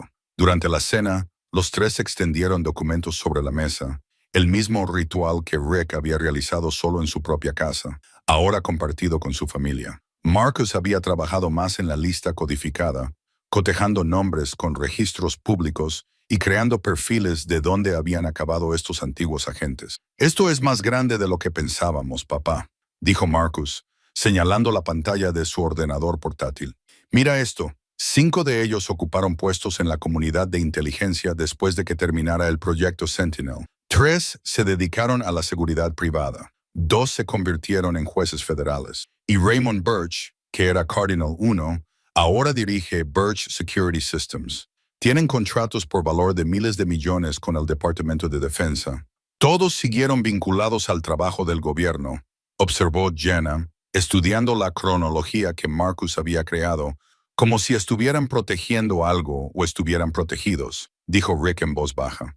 Si el proyecto Sentinel era tan ilegal como parecía, todos los involucrados tenían motivos para mantenerlo oculto. Hablaron hasta altas horas de la noche, sopesando las opciones. Marcus quería que su padre consultara con Diana Flores antes de hacer nada público. Jenna sugirió que primero se pusieran en contacto con historiadores, para crear una base académica para las revelaciones. Rick escuchó sus preocupaciones, agradecido por su compromiso y su disposición a ayudar a llevar esta carga. El domingo por la mañana, Emily llamó. Había llegado a Cedar Falls la noche anterior y había entrado en la casa con su antigua llave. Estoy en casa, papá, dijo, y Rick pudo oír las lágrimas en su voz. La casa está muy tranquila sin ti aquí. Volveré mañana, prometió Rick. Quédate todo el tiempo que necesites, cariño. Para siempre, si quieres. En el tren de vuelta a casa el lunes por la tarde, Rick repasó todo lo que había averiguado. Su padre había formado parte de un programa de vigilancia ilegal, había documentado sus abusos, probablemente había testificado ante el Congreso de forma anónima y había pasado el resto de su vida viviendo con las consecuencias de esas decisiones. La caja fuerte había sido el seguro de Thomas, su prueba de que había intentado hacer lo correcto. Pero algo le inquietaba a Rick, una pregunta que no lograba articular. Si su padre ya había testificado, si ya había proporcionado pruebas a los investigadores del Congreso, ¿por qué mantener la caja fuerte cerrada? ¿Por qué no destruir los documentos una vez que el comité de la iglesia hubiera hecho su trabajo? ¿Por qué conservar todo durante décadas después de que la amenaza supuestamente hubiera pasado? La respuesta le llegó cuando la campiña de Maryland dio paso a Pensilvania. Su padre no había terminado. El testimonio había sido anónimo. Las pruebas se habían proporcionado a través de intermediarios. Thomas había conservado la caja fuerte por si alguna vez necesitaba demostrar que él había sido la fuente, por si alguien necesitaba verificar la veracidad de lo que se había revelado, o por si el primer intento no había sido suficiente. Rick llegó a casa y encontró a Emily en la cocina preparando la cena. La casa olía a ajo y hierbas, como cuando Sarah estaba viva. Su hija parecía más delgada de lo que él recordaba, con ojeras, pero sonrió cuando lo vio. «Hola, papá», dijo, y lo abrazó con fuerza. «He hecho tu picata de pollo favorita». Comieron juntos, hablando del fin de su matrimonio, del trabajo de consultoría que había odiado durante años, de su deseo de encontrar un trabajo que le importara. Emily siempre había sido motivada, ambiciosa, de una manera que le recordaba a Sarah, pero en algún momento del camino se había perdido persiguiendo lo que creía que debía querer. «Estoy pensando en volver a estudiar», dijo. «Quizás convertirme en terapeuta, ayudar a las familias a resolver sus problemas». Se rió, pero con un toque de tristeza. «Dios sabe que tengo experiencia con las disfunciones familiares». «No hemos sido disfuncionales», dijo Rick con delicadeza. «Hemos estado de duelo. Hay una diferencia». Después de cenar, le enseñó todo: los documentos de la bóveda, las cintas de vigilancia, la correspondencia entre Thomas y el Llanena Voss. Emily lo leyó todo con su mente analítica, haciendo preguntas incisivas y estableciendo conexiones que Rick no había considerado. «El abuelo intentaba protegerte», dijo finalmente, «pero también intentaba protegerse a sí mismo. Si hubieran sabido que él era la fuente, podrían haberlo destruido, acusado de espionaje, arruinado económica y legalmente». «Él nos eligió a nosotros», dijo Rick. «Eligió la seguridad por encima de la reivindicación, pero conservó las pruebas», señaló Emily. «Quería tener la opción de hacerlas públicas si fuera necesario. Esto no es solo un registro, papá. Es un arma cargada que nunca disparó». La metáfora inquietó a Rick, pero reconoció su precisión. La cámara acorazada era influencia, poder, protección, todo ello a la espera del momento adecuado o de la persona adecuada para utilizarlo. El martes por la mañana llegó un correo electrónico de Catherine con un archivo adjunto que lo cambió todo. El asunto decía simplemente: «Tienes que ver esto». Rick abrió el archivo adjunto, un documento escaneado del archivo de El Llanena Voss, con fecha del 8 de junio de 1973. Era una transcripción, descolorida pero legible, marcada como testimonio cerrado, comité selecto del Senado, testigo anónimo. A Rick le temblaban las manos mientras leía. El testimonio era detallado, condenatorio, exhaustivo. Describía el alcance del proyecto Centinela, sus métodos, sus objetivos. Nombró a los funcionarios que habían autorizado el programa, las justificaciones legales que habían tergiversado para que pareciera legítimo, las violaciones constitucionales que habían cometido en nombre de la seguridad nacional. Y a lo largo del documento, Rick reconoció la voz de su padre, la redacción cuidadosa, el instinto del profesor para explicar ideas complejas con claridad, la claridad moral que había marcado las notas privadas de Thomas. El correo electrónico de Catherine continuaba. «Mi madre lo guardó separado del archivo principal. Una vez me dijo que era el documento más importante que tenía, la prueba de que alguien había intentado detener el proyecto Sentinel desde dentro. Nunca me dijo quién era el testigo, pero después de ver los documentos de tu padre, estoy segura. Este es el testimonio de Thomas Delane». Lo hizo Rick. Se levantó y dijo la verdad. Rick se sentó a la mesa del comedor y leyó el testimonio 3 veces, con lágrimas corriéndole por las mejillas. Su padre lo había hecho, lo había arriesgado todo para revelar la verdad. La distancia entre ellos, la ausencia emocional que había supuesto para proteger a Rick de las consecuencias del valor de Thomas. Emily bajó las escaleras, vio a su padre llorando y se sentó a su lado. «Papá, ¿qué pasa?». Él le mostró el testimonio. Ella lo leyó en silencio y luego levantó la vista con asombro en los ojos. «Era un héroe, lo era», susurró Rick, «y yo nunca lo supe». Esa tarde, Rick recibió otro correo electrónico. Este procedía de una dirección que no reconocía. No tenía asunto. El mensaje era breve y escalofriante. Recientemente ha adquirido ciertos materiales relacionados con el proyecto Sentinel, un programa clasificado ya desaparecido. Agradecemos su discreción con respecto a estos materiales. Sin embargo, creemos que es importante discutir las implicaciones legales de poseer documentos que pueden seguir estando sujetos a restricciones de clasificación. Nos gustaría concertar una reunión lo antes posible para resolver este asunto de forma amistosa. Por favor, responda en un plazo de 48 horas. Oficina del Inspector General, Departamento de Defensa. Rick miró fijamente el correo electrónico, con el corazón latiéndole con fuerza. ¿Cómo lo sabían? El almacén. ¿Alguien había denunciado las marcas clasificadas o había sido menos cuidadoso de lo que pensaba y había dejado rastros digitales que habían activado las alertas? Reenvió el correo electrónico a Catherine y Marcus inmediatamente y luego llamó a Diana Flores, la abogada que Catherine le había recomendado. Su asistente le dijo que la llamaría en menos de una hora. Emily leyó el correo electrónico por encima de su hombro. «Papá, esto suena como una amenaza». «Creo que sí», respondió Rick en voz baja. «Una amenaza educada, pero una amenaza al fin y al cabo».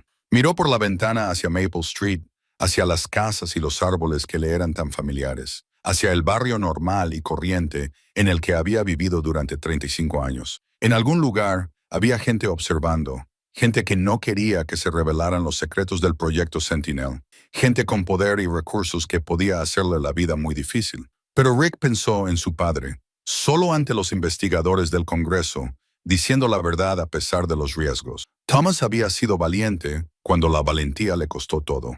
¿Podría Rick hacer menos? Diana Flores volvió a llamar en 30 minutos. Su voz era tranquila, profesional, tranquilizadora. «Señor Delaney, no responda a ese correo electrónico todavía. No se comunique con ellos hasta que hayamos hablado de la estrategia. Puede venir a mi oficina mañana por la mañana». «Allí estaré», dijo Rick. Esa noche, Helen pasó por allí y encontró a Rick y Emily sentados en tenso silencio en la mesa de la cocina, con el amenazante correo electrónico abierto en el portátil de Rick. «Lo saben», dijo Helen simplemente, leyendo por encima del hombro de Rick. «¿Cómo?» «No estamos seguros», respondió Emily. «Quizás el almacén informó de las marcas clasificadas. Quizás papá dejó un rastro digital que ellos rastrearon. O quizás alguien ha estado vigilando todo este tiempo», dijo Rick en voz baja. Catherine dijo: «Algunos de estos antiguos agentes tienen recursos importantes. Si han estado vigilando cualquier mención al proyecto Sentinel, mis búsquedas en Internet podrían haber activado alertas». Helen se sentó con pesadez. «¿Qué vas a hacer?» «Reunirme con un abogado mañana. Averiguar cuál es nuestra posición legal». Rick miró a su hija. Siento haberte metido en esto. No lo sientas». La voz de Emily era firme. «Esto es familia. Esto es historia. Esto importa. No voy a ir a ninguna parte». Esa noche Rick apenas durmió. No dejaba de pensar en su padre, en el valor que había hecho falta para testificar contra gente poderosa, para arriesgarlo todo por la verdad. Thomas había vivido el resto de su vida mirando por encima del hombro, manteniendo a su familia a distancia para protegerla. ¿Estaba Rick preparado para ese tipo de sacrificio? La oficina de Diana Flores ocupaba la última planta de un moderno edificio en el centro de Chicago.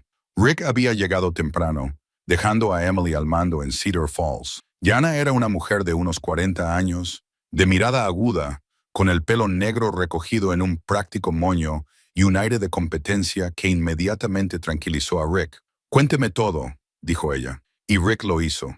Le explicó la subasta de trasteros, la cámara acorazada, los documentos, las cintas de vigilancia, el testimonio de su padre. Le mostró el correo electrónico del Departamento de Defensa, la correspondencia de Catherine, la lista descodificada de Marcus. Diana escuchó sin interrumpir, tomando notas en un bloc de papel. Cuando terminó, se recostó en su silla y lo estudió. «Señor Delaney, se ha topado con algo importante.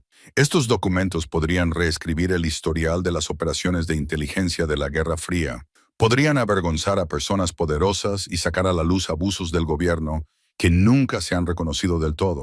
«Lo sé», dijo Rick. «Por eso quiero publicarlos. Y por eso el gobierno quiere impedirlo». Diana dio unos golpecitos con el bolígrafo en el bloc de notas. «Pero aquí está la cuestión. Usted tiene una posición legal sólida. Compró ese trastero legalmente. Los documentos eran propiedad abandonada. Tu padre ha fallecido, así que no hay duda de que hayas robado material clasificado de un agente en activo. Por lo tanto, puedo publicarlos legalmente». «Probablemente sí, aunque el gobierno se opondrá. Argumentarán la seguridad nacional, alegarán que los documentos siguen siendo clasificados y amenazarán con emprender acciones legales». Diana se inclinó hacia adelante. Pero, señor Delaney, he llevado casos como este antes. Las amenazas del gobierno suelen ser más fuertes que su posición legal real. Recurren a la intimidación porque sus argumentos legales son débiles. ¿Qué recomienda? Pasemos a la ofensiva. Presentemos una solicitud formal para desclasificar los materiales del proyecto Sentinel. Argumentemos que documentos tan antiguos sobre programas que hace tiempo que dejaron de existir no sirven a ningún propósito de seguridad nacional al estar clasificados. Formemos una coalición con historiadores, periodistas y organizaciones de libertades civiles que apoyen la transparencia y preparémonos para ir a los tribunales si es necesario. Rick sintió que algo se asentaba en su pecho, determinación mezclada con miedo, pero la determinación era más fuerte. Hagámoslo. Diana sonrió. Bien, porque creo que tu padre querría que terminaras lo que él empezó. Ahora, sobre ese correo electrónico del Departamento de Defensa, vamos a responder, pero en nuestros términos. Pasaron las siguientes 2 horas redactando una respuesta. La experiencia legal de Diana dio forma a cada palabra. El mensaje era cortés, pero firme. Rick reconoció que poseía los documentos, afirmó su derecho legal sobre ellos y solicitó una reunión para discutir la desclasificación en lugar de la confiscación. Esto les pone sobre aviso, explicó Diana. No nos estamos escondiendo, ni destruyendo pruebas, ni huyendo asustados. Estamos participando en pie de igualdad con una posición legal legítima. Antes de que Rick se marchara, Diana le dio instrucciones específicas. Documenta todo. Guarda varias copias en varios lugares seguros. Nunca guardes todos los originales en un solo lugar. Y el señor Delaney, espere que respondan rápidamente. No les gustará que les desafíen. El viaje de vuelta a Cedar Falls le dio a Rick tiempo para procesar todo. Realmente estaba haciendo esto, enfrentándose al Departamento de Defensa, desafiando a personas poderosas, revelando secretos que habían estado ocultos durante décadas. Una parte de él todavía no podía creerlo, pero otra parte,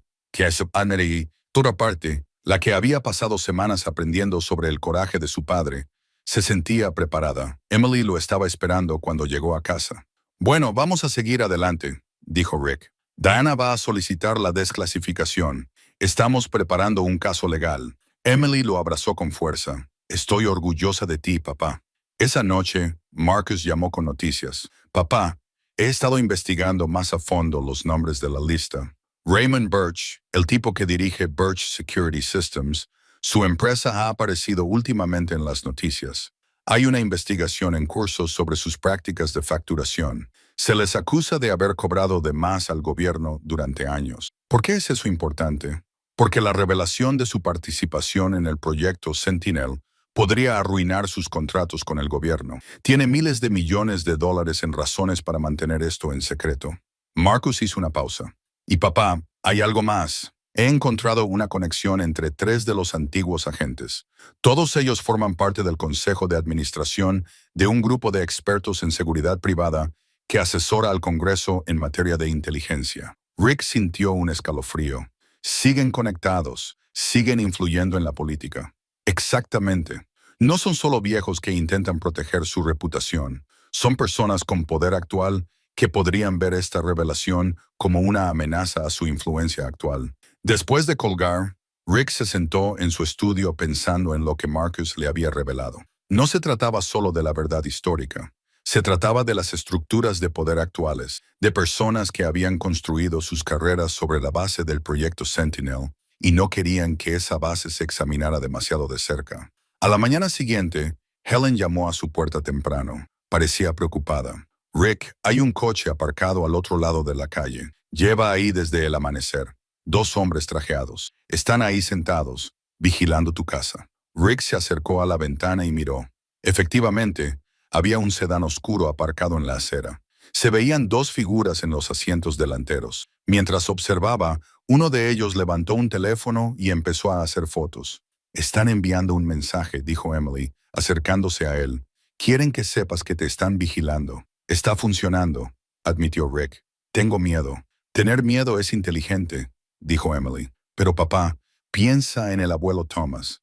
Él también tenía miedo, pero lo hizo de todos modos. Eso es lo que es el valor. Rick pensó en su padre, testificando ante el Congreso a sabiendas de que su carrera podría terminar, que podrían quitarle su libertad, que podrían hacer daño a su familia. Thomas también había tenido miedo, pero había hecho lo correcto de todos modos. Tengo que llamar Tenemos que acelerar nuestro calendario. Si ya nos están vigilando, es posible que estén planeando tomar medidas más agresivas. El teléfono sonó antes de que pudiera cogerlo. El número de Diana apareció en la pantalla. Señor Delaney, dijo sin preámbulos, el Departamento de Defensa ha presentado una moción para confiscar sus documentos, alegando motivos de seguridad nacional. Tenemos una vista prevista para la semana que viene. Tenemos que prepararnos y tenemos que hacerlo rápido. El Juzgado Federal de Chicago era un imponente edificio de piedra y cristal, con una arquitectura diseñada para recordar a los ciudadanos el peso de la ley. Rick estaba de pie en las escaleras el martes por la mañana, con Diana a su lado y Marcus y Emily flanqueándolos a ambos. Helen también había acudido en coche, negándose a dejar que Rick se enfrentara solo a esto. Catherine estaba con ellos, tras haber volado desde Washington la noche anterior. ¿Listos?, preguntó Diana. Rick asintió, aunque le temblaban ligeramente las manos. Hagámoslo. La sala del tribunal era más pequeña de lo que esperaba, con paneles de madera y un aspecto formal, y la jueza Patricia Morrison presidía desde un estrado elevado. Tenía unos 60 años, cabello plateado y ojos penetrantes que no se les escapaba nada. Rick reconoció el nombre por sus investigaciones. Morrison tenía fama de ser justa, pero también de tomarse muy en serio las cuestiones de seguridad nacional. El abogado del gobierno era un hombre llamado Gerald Strauss, de unos 45 años, con la confianza de alguien que nunca había perdido un caso relacionado con material clasificado. Presentó los argumentos del gobierno con soltura. Su señoría, los documentos en posesión del señor Delaney están marcados, clasificados y siguen sujetos a esas restricciones independientemente de cómo se hayan adquirido. Su divulgación supone un riesgo para la seguridad nacional, compromete métodos de inteligencia que pueden seguir utilizándose y viola las leyes federales relativas a la información clasificada. Solicitamos al tribunal que ordene la entrega inmediata de todo el material al Departamento de Defensa. Diana se puso de pie y Rick sintió una oleada de confianza en su presencia. Su señoría, mi cliente compró legalmente una propiedad abandonada. El anterior propietario falleció hace 40 años. Estos documentos describen programas que finalizaron en 1973, hace más de 50 años. El gobierno no ha aportado pruebas de que la divulgación de información histórica sobre programas desaparecidos suponga ningún riesgo actual para la seguridad. Se trata de transparencia y responsabilidad histórica, no de seguridad nacional. El juez Morrison escuchó sin mostrar ninguna expresión. Señor Strauss, ¿puede especificar qué intereses actuales de seguridad nacional se ven amenazados por estos documentos? Strauss se movió. Los documentos describen métodos de inteligencia y relaciones que tienen 50 años, interrumpió Diana. Su señoría, el comité de la iglesia reveló programas similares hace décadas. La comunidad de inteligencia se ha adaptado desde hace mucho tiempo. Estos documentos son artefactos históricos, nada más. Contienen nombres, contó Strauss. Agentes cuyas identidades siguen siendo clasificadas.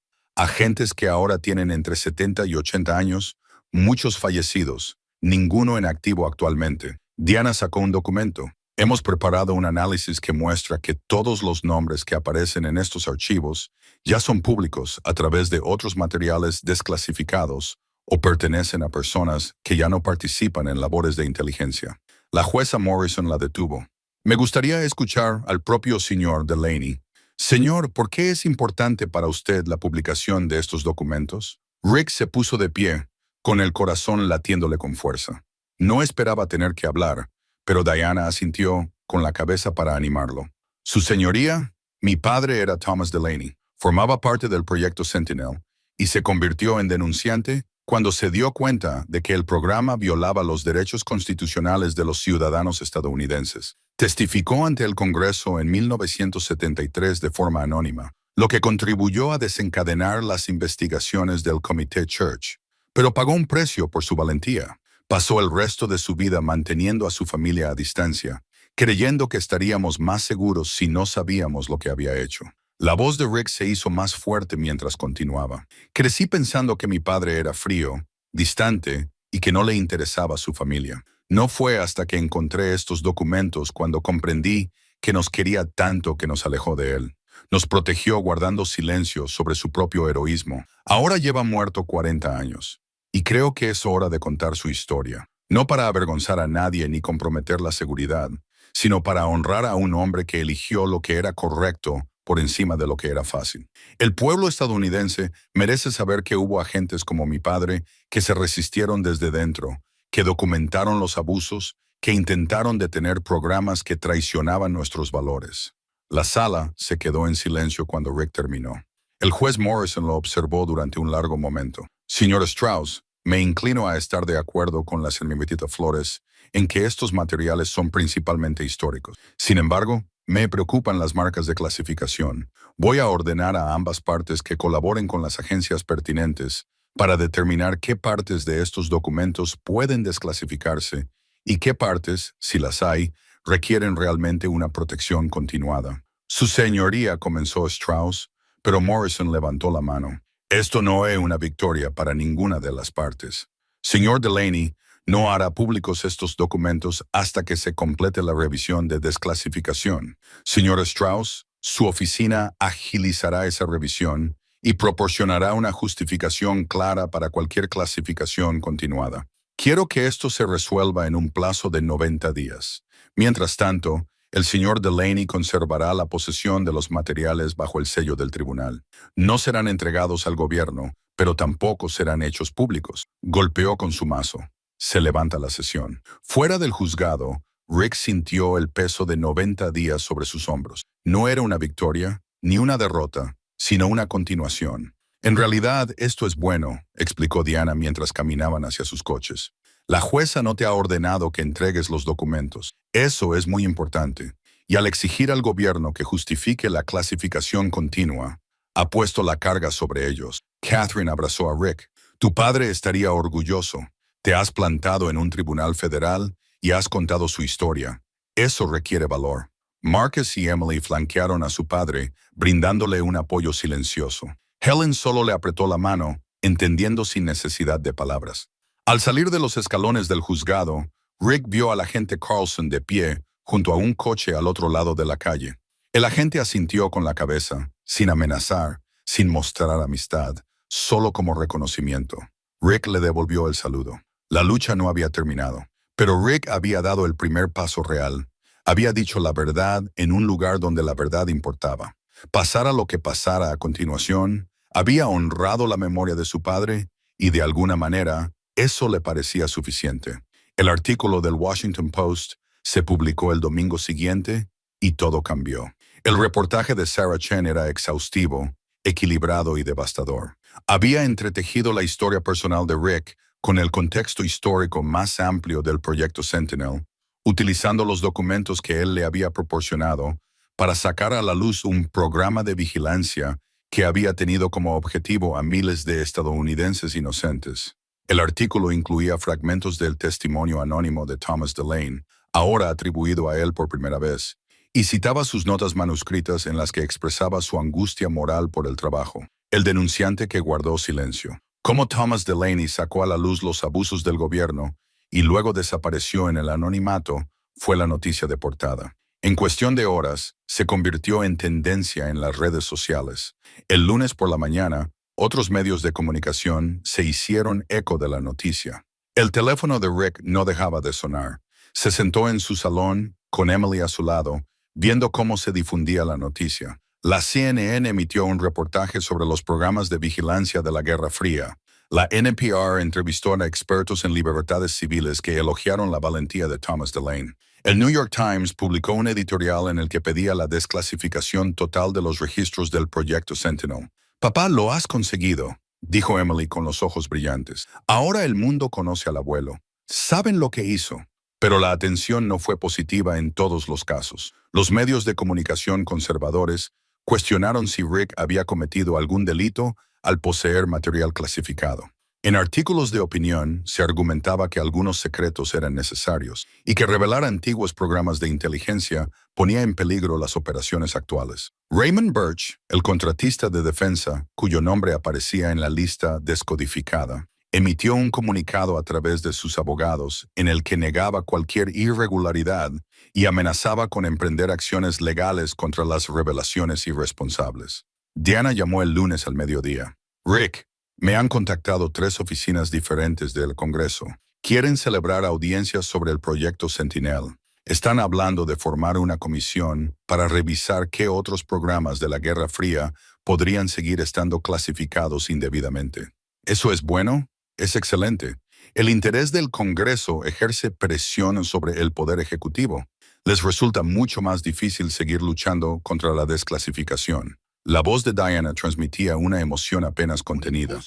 Has creado transparencia. Catherine llamó a continuación con la noticia de que Georgetown estaba planeando una exposición sobre los denunciantes de inteligencia en la que destacaba la historia de Thomas Delane. El sueño de mi madre era que se supiera la verdad sobre estos programas. Tú lo has hecho realidad.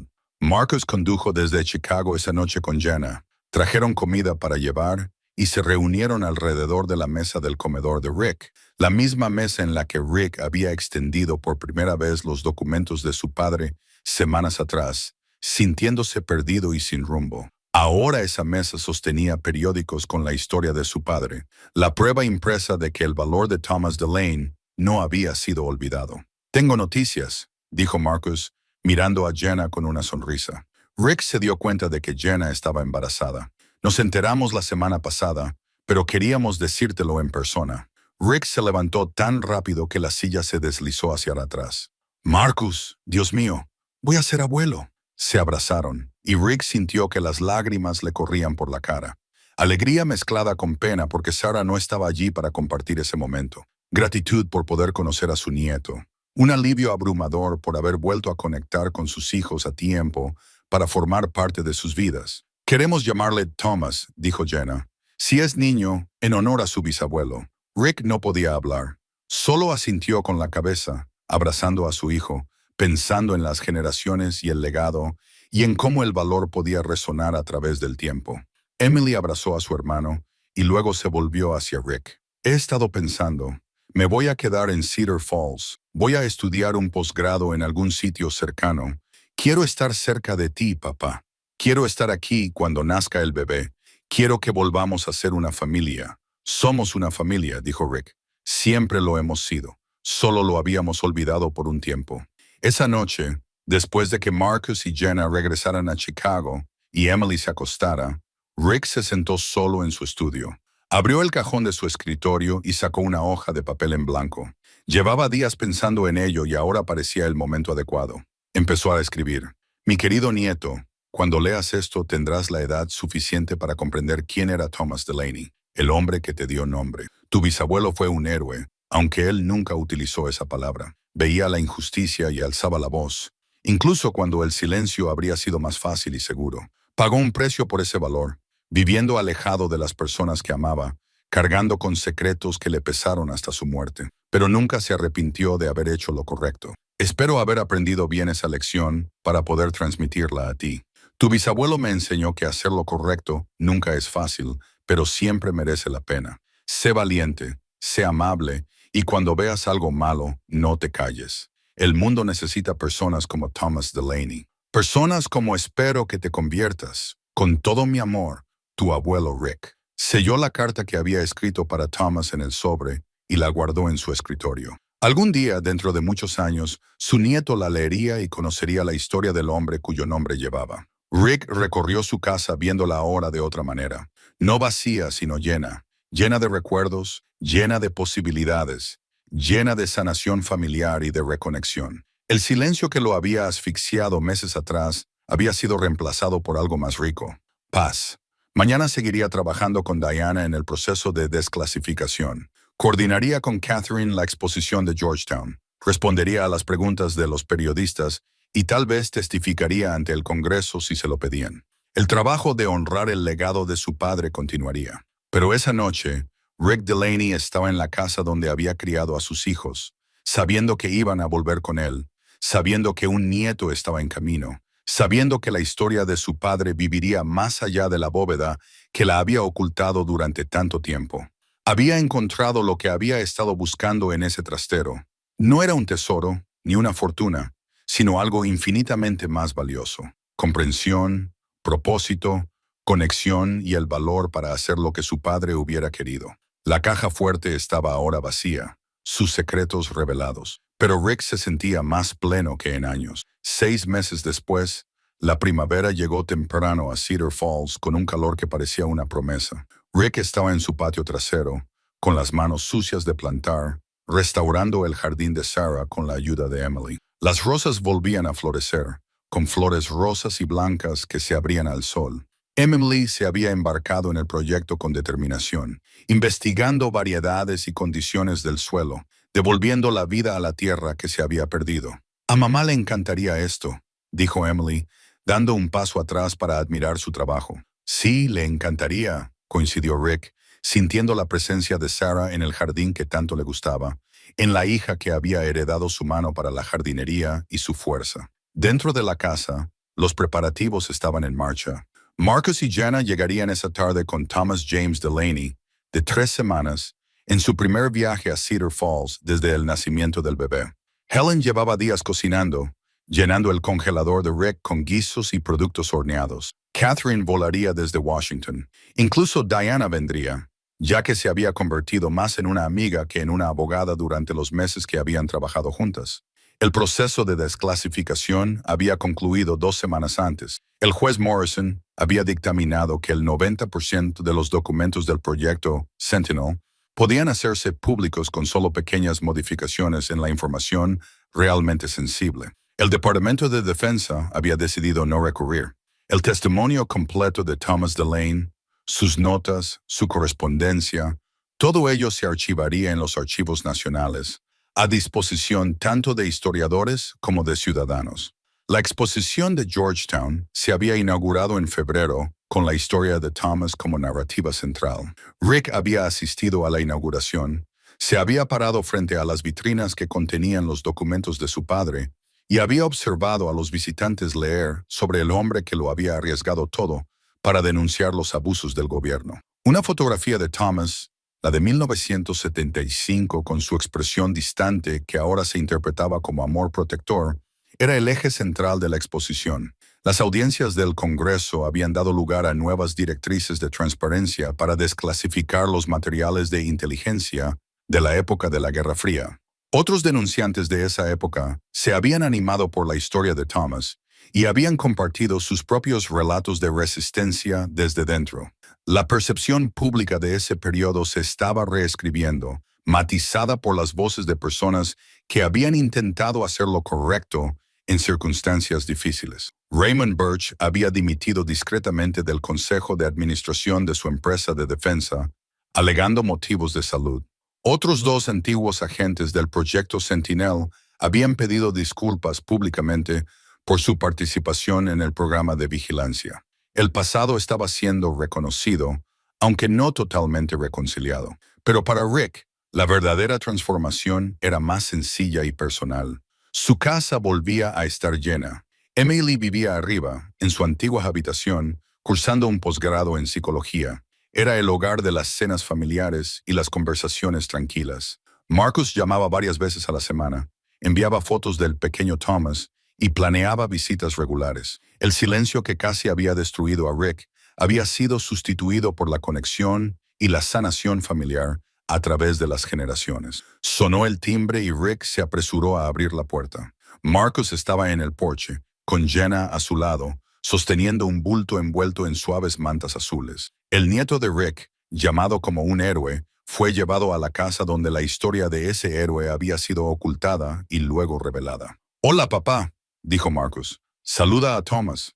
Rick tomó a su nieto con cuidado, acunando la pequeña vida en sus brazos. El bebé tenía los ojos cerrados y el rostro tranquilo, ajeno al legado que llevaba consigo. Rick sintió que se le hacía un nudo en la garganta por la emoción. 3 generaciones conectadas por el coraje y el amor, por secretos revelados y heridas curadas. «Bienvenido a casa, pequeño», susurró Rick. «Te han puesto el nombre de alguien extraordinario. Me aseguraré de que conozcas su historia». La tarde transcurrió entre calidez y risas.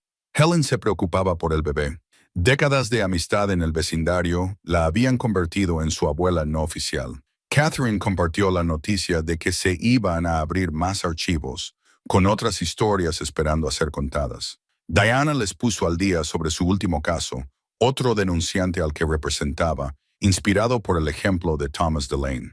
Al caer la tarde, Rick se encontró en el porche con Marcus, contemplando la puesta de sol sobre Maple Street.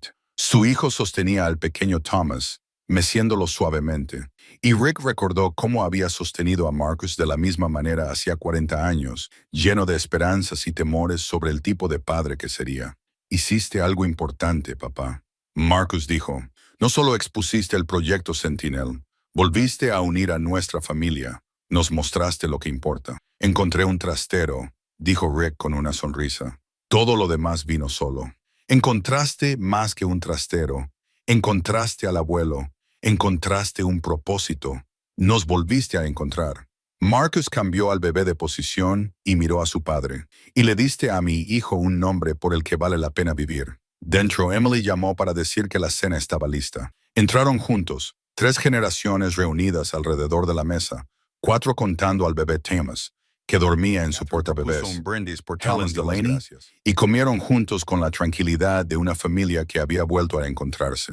Más tarde, cuando todos se habían ido o se habían acostado, Rick se quedó en su estudio, mirando la fotografía de su padre. La expresión distante de Thomas ya no parecía fría, parecía protectora, amorosa, sacrificada. Un padre haciendo todo lo posible por mantener a salvo a su hijo. Ahora lo entiendo, dijo Rick en voz baja a la fotografía, y espero que entiendas lo que hice. Espero que estés orgulloso. Casi podía oír la respuesta de su padre, casi podía sentir la aprobación de Thomas. La bóveda se había abierto, los secretos se habían revelado, la verdad se había contado. Y al contarla, una familia se había curado, un héroe había sido honrado y un hombre solitario había encontrado el camino a casa. Rick apagó la luz y subió las escaleras, pasando por la habitación de Emily, donde sonaba una música suave, y por la habitación de invitados, donde Marcus y Jenna dormían con su hijo.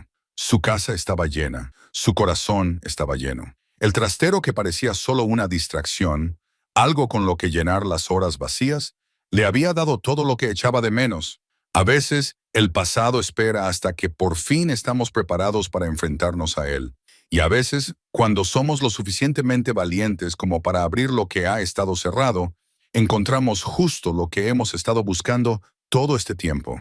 Rick se metió en la cama, escuchando los sonidos de su familia en su casa, y durmió plácidamente por primera vez en